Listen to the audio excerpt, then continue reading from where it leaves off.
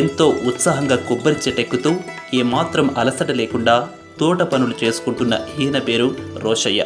గుంటూరు జిల్లా అత్తోటు గ్రామానికి చెందిన ఈయన వయస్సు 73 ఏళ్లు. తనకున్న 75 సెంట్ల వ్యవసాయ భూమిలో 10 ఏళ్లుగా సేంద్రియ వ్యవసాయం చేస్తున్నారు. ఉన్నది తక్కువ స్థలమే అయినా అందులో 24 రకాల మొక్కలను పెంచుతున్నారు. పండ్లు, కూరగాయలు, ఔషధ మొక్కలను సాగు చేస్తున్నారు. మొదట్లో కేవలం కొబ్బరి చెట్లను నాటిన రోషయ్య ఆ తర్వాత అంతర్పట్లను వేయడం ప్రారంభించారు. ప్రస్తుతం కొబ్బరి చెట్లతోనే ఏడాదికి ₹1,00,000 పైగా ఆదాయం వస్తుందని చెబుతున్నారు. నా పేరు రోషయ్య అండి. మాది అత్తోట గ్రామం. నేను 1960 నుంచి వ్యవసాయం చేస్తున్నాం. కానీ అప్పుడు తుఫాన్లు ఎక్కువగా ఉండి మాగాళ్ళు పెద్దగా పండక చాలా ఇబ్బంది పడ్డాం. ఓదలు తడిసి కుప్పలు తడిసి దీని మీద ఏదైనా ఒక గట్టి పంట, రోజు డబ్బులు వచ్చే పంట వేసుకోవాలని ఇంట్రెస్ట్ ఉండి నాకు ఈ మాగాడిని ఒక 2 లక్షలు ఖర్చు పెట్టి మెరకదోలి అంబాజీపేట నుంచి కొబ్బరి మొక్కలు తీసుకొచ్చి నాటుకుని 4 సంవత్సరాలు ఇక్కడే కాపలాగా కూర్చొని నీళ్లు పోసుకుంటూ ఈ తోటని జాగ్రత్తగా పెంచుకున్నానండి. పెంచుకున్న తర్వాత 5వ సంవత్సరం కాపు వచ్చింది. కాపు వచ్చిన కాడి నుంచి మేము స్టాల్ ఉన్నది మాకు, కొద్దిగా కొబ్బరికాయలు అమ్ముకునే స్టాలు. ఇక దాని మీద మేము ఈ కొబ్బరిని డెవలప్ చేసుకుంటూ ప్రతి సంవత్సరం ఈ కొబ్బరి చేలో ఏదో 2 మొక్కలు, తినే కాయల మొక్కలు పెట్టుకుంటూ కాలక్షేపం చేశాను. ఇట్లాగే 2008లో పాలేకర్ గారు మీటింగ్కి తీసుకెళ్లారండి. అక్కడ విన్నాం ఆయన చెప్పిన విషయాలన్నీ. ఆరోగ్యానికి పలు రకాల పంటల మీద అయితే మీకు నష్టం రాకుండా ఉంటుంది. పలు రకాల పంటలు వేసుకుని మీరు పండించుకుని మీకు అధిక లాభాలు వస్తాయి. రసాయనిక ఎరువులు వాడకుండా జీవన ఎరువులతో మీరు కాలక్షేపం చేయమని ఆయన చెబుతుంటే మాకు చాలా ఇంట్రెస్ట్గా ఉండి మేము దీంట్లో సేంద్రీయ వ్యవసాయం చేస్తున్నాం. మా చేలు అన్ని పంటలు, కూరగాయలు కానీ పళ్ళు కానీ మేము బయట కొనకుండా మా చేలో పండించినవే తింటూ మరి కొద్దిగా మిగిలినవల్లా అమ్ముకుంటూ మరి కొబ్బరిని మాకు ఎప్పుడూ పాడికుండలాగా జేబులో నిండుగా డబ్బులు ఉంటాయి. దాని మీద మేము దీంతోనే ఈ చేలోనే నాది 75 సెంట్లు ఈ చేను. నా వయసుకు కొబ్బరి మరి నాకు ఈ 20 సంవత్సరాల్లో ఇంత కాపు ఎప్పుడు చూడలేదు అసలు. మాకు ఈ కొబ్బరాకే డై అయిపోయి అదే పచ్చిరొట్టగా మాకు బలం హ్యూమస్ రూపంలో మారి మా చెట్లకి బాగా బలం వచ్చి ఒక్కొక్క గెలకి 85 కాయలు కూడా వస్తున్నాయి. ఈ కాయలు అయితే కేరళ కాయలతో పోటీ. 2 కాయలు అయితే లీటర్ అవుతాయి. మరి 2 కాయలు లీటర్ అంటే దాదాపు ₹60 వచ్చింది మాకు లీటర్కి. ఇది కాయ ₹30 కూడా అమ్ముతామండి. ఇలాంటి కాయలు చేలో ఉంటే అసలు చెట్టుకే 5,000, ఒక్కొక్క చెట్టుకి 5,000 వస్తాయండి. తూర్పు తీరంలో కాసే కొబ్బరిలో ఈసీటీ అని ఒక రకం చాలా మంచి విత్తనం, నమ్మకంగా కాసే విత్తనం ఇది. కాబట్టి దీని మంచి చెట్టుని 25 సంవత్సరాల చెట్టు నుంచి కాయలు, ఎండుకాయలు తీసి మేము నారుగా వేసుకున్నాం. ఈ నారు మా చేలో నాటుకోవడానికి ఉపయోగించుకుంటున్నాం. ఎవరన్నా కావాలంటే బయట వాళ్ళకి 4 మొక్కలు కూడా ఇస్తూ ఉంటాం. నిమ్మ, బత్తాయి, నారింజ, బొప్పాయి, సపోటా, అరటి, దానిమ్మ, కేజీ జామ, సీతాఫలం, పైనాపిల్, అల్లనేరేడు లాంటి పండ్ల మొక్కలను రోషయ్య సేంద్రియ పద్ధతిలో పెంచుతున్నారు.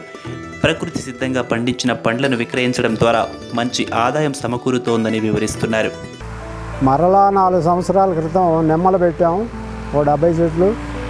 ఈ నిమ్మలు కూడా మరి కాపుకొచ్చినాయి. ఇప్పుడు అధికంగా రోజుకి ఒక ₹100 మళ్ళీ అదనంగా కలుస్తున్నాయి. ఈ నిమ్మ అంతర పంటగా మరి కడిపలంక నుంచి తీసుకొచ్చేసామండి, గోదావరి జిల్లా నుంచి. ఈ రకమేమో బాలాజీ రకం. కాపు సైజు బాగా పెద్ద కాయలు వస్తున్నాయి. మరి డబ్బులు కూడా బాగానే వచ్చేట్టు కనపడుతున్నాయి. ఇదే తొలి పంట మాకు, 4వ సంవత్సరం. మరి రోజుకి ₹100 చిల్లరగానే అమ్ముకుంటున్నాం. కాయలు నెలకు 3,000, సంవత్సరానికి 36, 40,000 దాదాపు దీని మీద వచ్చేటట్టుగా ఉన్నాయి. మొత్తం కొబ్బరి కానీ ఇటు నిమ్మ కానీ దాదాపుగా మరి 2 లక్షలు వచ్చేట్టు కనపడుతున్నాయి. ఈ అరటి అండి బయట అయినా పండుద్ది, నేనైనా పండుద్ది, ఎక్కడైనా పండుద్ది అరటి. దాదాపు ఒక 20 మొక్కలు పెట్టుకున్నాము. ఒక్కొక్క గెల ₹300 చేసి అమ్మాము. మాకు ఒక ₹6,000 వచ్చినాయి. మేము ఇంకా 10 గెలలు తిన్నాం. 365 రోజులు దొరుకుతాయి అరటికాయలు. మామిడి తర్వాత ఆ కాయల్లో ఫలరాజం బొప్పాయి అండి. ఇప్పుడు మరి తెల్ల కణాలు, రకాలు, ఎర్ర కణాలు పోయిన వాళ్ళందరూ డాక్టర్లు బొప్పాయి కాయలు తినమంటున్నారు. ఈ దానిమ్మలో ఇది బగువా రకం కడీపలంక నుంచి తెచ్చి చేసుకున్నాం. మరి పూత అయితే బాగానే పూసింది, నిరుడు బాగానే కాసింది. ఏడు మాత్రం గాలివాన దెబ్బకి బాగా జంకిపోయిందండి చెట్టు. ఇది నారింజ అండి, కడీపలంక నుంచి తెచ్చుకున్నాం. ఇది కూడా 5-6 సంవత్సరాల మొక్క. సంవత్సరానికి 3 కాపులు కాస్తుంది. ఇది కాయ 10 రూపాయలు కొంటున్నారు. ఈ ఒక్క చెట్టుకి 3 కాపుల మీద 5,000 రూపాయలు వస్తాయండి ఈ చెట్టుకి. కేజీ జామ అండి, కాయ ఒక్కింటికి 700 గ్రాములు 800 వచ్చింది. చాలా పెద్ద సైజు కాయ, చాలా బాగుంటుందండి. ఇది పైనాపిల్ అండి. మేము నిమ్మ మొక్కలతో పాటు 2 మొక్కలు కడీపలంక నుంచి తెచ్చుకున్నాం. 2-3 సంవత్సరాల నుంచి మాకు రోజుకి సంవత్సరానికి 10-20 కాయలు ఇస్తున్నాయి. మరి దీని కాయలు చాలా అమృతంగా ఉన్నట్టు ఉన్నాయి. మేము హాయిగా జ్యూస్ చేసి తాగుతున్నాం.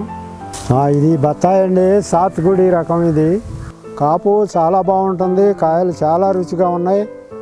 మరి ఈ బత్తాయి దాదాపుగా నాకు ఒక్కొక్క చెట్టుకి 500 కాయలు ఇస్తున్నాయండి. 4 చెట్లు ఉన్నాయి. 4 చెట్లు 4-5 2,000 కాయ ఇస్తుంది నాకు. మరి అమ్ముకుంటే చాలా డబ్బులు వస్తాయండి, కానీ రసం తీసుకుని మేమే ఎక్కువగా వాడుకుంటున్నామండి దీన్ని. ఇది గోదావరి రకం సీతాఫలం, సంవత్సరానికి 2 కాపులు కాసుద్ది. మరి మాకు ఇంట్లో తినడానికి ఒక 20 చెట్లు ఉన్నాయి. ఈ చెట్టును కాయలు, పండిన కాయలు యమారుచిగా ఉన్నాయి. మరి పండిన దాకా కొయ్యం. ఇది సపోటా అండి. ఇది విజయవాడ సూపర్ బజార్లో తెచ్చాము. 3 చెట్లు 3 రకాలుగా తెచ్చుకున్నాము. వాటిలో ఇది కాళీపట్టి రకం. ఇది నెక్స్ట్ దీని అవతల చెట్టు క్రికెట్ బాల్. అది కాయ వచ్చి 1/4 కేజీ వచ్చింది సైజు. మరి ఇది మధ్యస్థంగా ఉండి చాలా రుచిగా ఉంటుంది. ఒకటి పాల సపోటా ఉన్నది, అది చాలా బాగుంటుంది. ఈ సపోటా మాత్రం చెట్టుకి ఒక్కొక్క కింట కాస్తున్నాయండి. దాదాపు ఫిబ్రవరి నుంచి మేము ఏప్రిల్ ఆఖరి దాకా అమ్ముకోకుండా రోజు తింటున్నామండి. ఇప్పుడు ఇది ఎల్లో నేరేడు అండి. 2 మొక్కలు తీసుకొచ్చి చేలో నాటుకున్నాము. మరి కొంచెం పలసగా కాస్తున్నాయి, తేమ ఎక్కువ అవుతుందని చెబుతున్నారు. ఇదివరకంటే ప్రతి సంవత్సరం పసుపు వేసేవాళ్ళం. పసుపు వేసి 10 తళ్ళు నీళ్లు పెడితే తేమ ఎక్కువగా ఉండి కాపు తక్కువగా వస్తుంది. మరి ఈ సంవత్సరం బాగా కాస్తాయని నేను ఆశపడుతున్నాను. పండ్ల మొక్కలతో పాటు చెరుకు సైతం రోషయ్య సాగు చేస్తున్నారు. అంతేకాదు ఔషధ మొక్కలైన తులసి, ఉసిరి, కుంకుడుగాయ చెట్లను సైతం ఇక్కడ పెంచుతున్నారు. పాలేకర్ గారు పోనా తీసుకెళ్లారు. అక్కడ ఈ చెరుకుని గురించి 4-3 చేలు చూపించి చెప్పారు విత్తనాన్ని గురించి. ఇది చెరుకు కిలో గెడకే గ్లాసు రసం వచ్చింది. ఈ గ్లాసు రసం అమ్ముకుంటే 10 రూపాయలు వస్తాయి, నీకు కింటాకి 1000 రూపాయలు వస్తాయి. అట్లాగే టన్నుకైతే 10,000 వస్తాయి నీకు. దీన్ని విత్తనంగా తీసుకెళ్ళి నువ్వు కానీ కొద్ది మొత్తంలో వేసుకుని ఒక 2 టన్నులు పండించుకొని చిన్న కషరు ఒక 7-8 వేలు పెట్టి పాత కషరు కొనుక్కొని నువ్వు బజార్లో పెట్టుకుంటే నువ్వు ఒక 2 నెలల్లో 20,000 సంపాదించవచ్చు అని చెప్పాడు. దాని మీద వస్తా నేను ఒక గడ మొక్కలు తీసుకొచ్చి మరి ఇక్కడ నాటుకున్నాను. ఇది పెద్ద ఉసిరండి, పచ్చళ్ళు పట్టుకునే కాయలు. ఇది బాగానే కాస్తుంది. సంవత్సరానికి ఒక 25 కిలోలు కాయలు ఇస్తుంది. కిలో ఒక 50 రూపాయలు చేసి దాదాపు అమ్ముతున్నాం. ఒక 1000 రూపాయల పైన దానికి మాకు ఆదాయం వస్తుంది. మేము పచ్చడి పెట్టుకుంటాం, బయట వాళ్ళకి అమ్ముతూ ఉంటాం కిలో 50 రూపాయలు చేసి. ఇది కుంకుడు అండి. మరి దాదాపు 7 సంవత్సరాల వయసు ఉంటుంది. దాదాపు ఒక 20 కేజీలు కాయలు కాస్తున్నాయి. షాంపులు కొనుక్కోకుండా మాకు మరి కుంకుడుకాయలు చాలా బాగున్నాయండి. ఇది లక్ష్మీ తులసి అండి, అదేమో కృష్ణ తులసి, అదేమో రుద్రజడ తులసి. ఈ పంచ తులసిల్లో 3 రకాలు మా దగ్గర ఉన్నాయి. మరి ఎవరికైనా కావాలంటే మొక్కలైనా ఇస్తాం. ఎవరైనా కావాలంటే చెప్పండి, మొక్కలు తీసుకెళ్ళవచ్చు ఫ్రీగా. ఇదే వ్యవసాయ క్షేత్రంలో టమాటా, వంకాయ, బెండకాయ, కాకర, మిరప, మునగ ఇలా దాదాపు 10 రకాల కూరగాయలను రోషయ్య పండిస్తున్నారు. ఇంటి అవసరాలకు సరిపోగా మిగిలిన వాటిని విక్రయిస్తున్నారు. మరి ఇంట్లోకి కూరగాయలు కావాలి కదా, మనం బయట నుంచి కొనుక్కోవడం ఎందుకు? మనకేం మెట్సేన్ ఉన్నది, మనకు కావాల్సినవి మన చేలోనే పండించుకుంటాం. మరి బెండలో ఒక 4 సార్లు పెట్టుకున్నాం. మరికి ఈ మనం తినంగా మిగిలినవే మనకు ఒక 1000 రూపాయలు వస్తాయి దీంట్లో. మరి కూరగాయల్లో మరి ముఖ్యమైనది టమాటా. టమాటా దేశవాళీ విత్తనం దొరకకపోతే కోనేరులక్ష్మి యూనివర్సిటీ దగ్గర హైబ్రిడ్ రకమే తెచ్చుకుని మరి దీనికి పందిరైపోతే కాయలు కింద అంతే కుళ్ళిపోతాయి. కాబట్టి దీన్ని తప్పనిసరిగా పందిరేయాలి. మనకి దాదాపు 3 నెలల పాటు కూరగాయలు మనకి ఇస్తూ ఉంటాయి ఈ టమాటాలో. మరి వంకాయలు అంటే మరి అందరికి ఇష్టమైన కాయలు వంకాయలు, మరి చాలా రుచిగల కాయలు. మరి దేశవాళీ విత్తనాలు దొరకకపోయినా సేంద్రియ విధానమే పండించినప్పుడు దానికి పోషకాలు కూడా బాగానే ఉంటాయి, ఏం తేడా రాదు. అన్ని కూరగాయల్లో కాడికి ఆరోగ్యమైన కూరగాయ ఇది కాకర అనేది. మరి కాకరకాయలో రసం తాగొచ్చు, షుగర్ వాళ్ళు కానీ బీపీ వాళ్ళు కానీ కాయలు వేపుడు చేయొచ్చు, ముక్కలు వేపుడు చేయొచ్చు, పులుసు చేసుకోవచ్చు. మరి ఈ పసుపును కూడా కొద్దిగానే వేసుకున్నాం, ఈ సంవత్సరం ఇంట్లో వరకే సరిపోని వేసుకున్నాం ఒకసారి. కూర పంటగా మరి కంద వేసుకున్నాం, దీంట్లో ఆదాయం బాగా ఉంటుంది. అట్లాగే సైడ్ని గజేంద్ర అనే రకం కంద కూడా ఉన్నది, ఇది దేశవాళీ కంద. మరి 2 కలిసి సంవత్సరానికి మాకు ఒక 20,000 ఇస్తాయి. సాంబారు కాయాలి అంటే ములక్కాయ కావాలి, కాబట్టి ఈ ములగను కూడా వేడి నీళ్ళు చన్నీళ్ళు తోడుగా ఈ కూరల్లో ఈ 10 రకాల కూరగాయలు మాకు ఇంటిళ్ళ పాది సేంద్రియ పదార్థంతో పండించుకుంటూ హాయిగా అనుభవిస్తున్నామండి. సేంద్రియ వ్యవసాయంలో ముఖ్యమైన ఆవులకు సరిపడ పశుగ్రాసాన్ని సైతం ఇక్కడే పెంచుతున్నారు. వాప్సా పద్ధతిలో నేలలోని తేమను సంరక్షిస్తున్నారు. పొలంలోని ఎర్రలు మొక్కలకు అవసరమైన పోషకాలు అందిస్తున్నాయి. సేంద్రియ వ్యవసాయం చేయాలంటే ముందు ఆవులు కావాలి, ఆవులకి మేత కావాలి. మేత కావాలంటే పచ్చి మేత అయితే వాటికి ఇంట్రెస్ట్. కాబట్టి పచ్చి మేత ఒక 10 సెంట్లు 2 ఆవులకి రోజుకి ఒక 10 కిలోలు, ఒక 20 కిలోలు, దాదాపు 365 రోజులు మాకు ఈ పచ్చిగడ్డి ఉంటే ఆ ఆవులను మేపుకోవటం తేలిగ్గా ఉంటుంది. గవర్నమెంట్ వారు సబ్సిడీ రేట్లతో జనపిత్తనాలు అట్లాగే జీలుగా పిల్లి మిశ్ర ఇస్తున్నారు. వాళ్ళు ఇచ్చినటువంటి విత్తనం చాలా బాగున్నది. పచ్చి జనువుగానే ఆవులకు మేపుకుంటున్నామండి రోజు.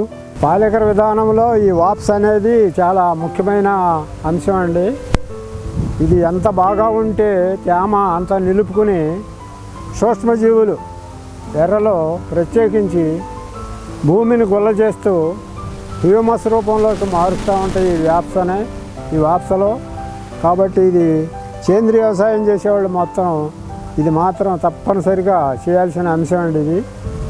ఇది చాలా నీటిని ఆదా చేస్తుంది.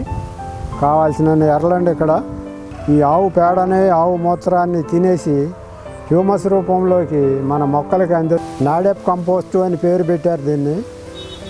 మరి దీంట్లో మట్టి, నీళ్ళు, ఆకు, పశువుల పేడ అన్నీ కలిపి లేయర్గా వేసి దానిపైన మట్టి పోసి మరి పేడ పెట్టి అలికేస్తే ఒక 4 నెలల్లో మంచి కంపోస్ట్ కుంకుమలాగా తయారవుద్ది.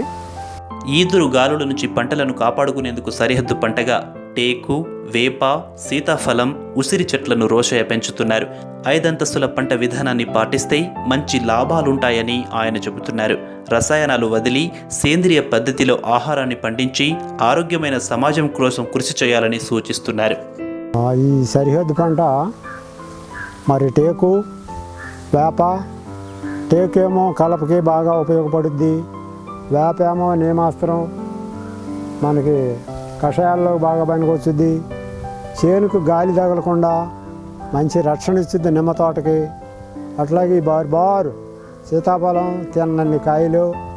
మరి పోతే వేప టేకు ఉసిరి ఈ బార్ మొత్తం ఒక 20 చెట్లు ఉన్నాయి. మరి ఇది తూర్పు గాలిని తుఫాను వచ్చినా కూడా ఆగిపోవాల్సిందే ఆ దారిని. రైతుగా మెట్టపాలం ఉన్నవాళ్ళు, పని చేయగలిగిన వాళ్ళు ఒక 5 అంతస్తుల పంట విధానాన్ని పాటిస్తే చాలా డబ్బులు వస్తాయి మాగాడి మీద. మరి కాబట్టి రైతు పిల్లలను కూడా వ్యవసాయంలో దించుకుంటే ఆయువు ఆరోగ్యం బాగుంటుంది. కాబట్టి మన మంచి ఆహారం పండించుకొని మనం ఆరోగ్యంగా ఉంటే ఏటగా నా వయసు 70 అయినా నేను 70 కిలోలు బస్తా ఎత్తుతా. ఈరోజు 50 అడుగుల కొబ్బరి చెట్టు ఎక్కగలను నేను ఈ రోజుకి. ఆరోగ్యం ఉండాలి, ముందు మనిషికి కావాల్సింది ఆరోగ్యమే మహాభాగ్యం. కాబట్టి మీరంతా ఆరోగ్యంగా ఉండాలంటే ఈ రసాయనిక ఎరువులు మానేసి సేంద్రియం వైపు మళ్ళీ మీరు కష్టపడి మంచి ఆహారం పండించి మంచి రేటు తీసుకుని అందరినీ మంచిగా బతికించాలని కోరుకుంటూ సెలవు తీసుకుంటున్నాను.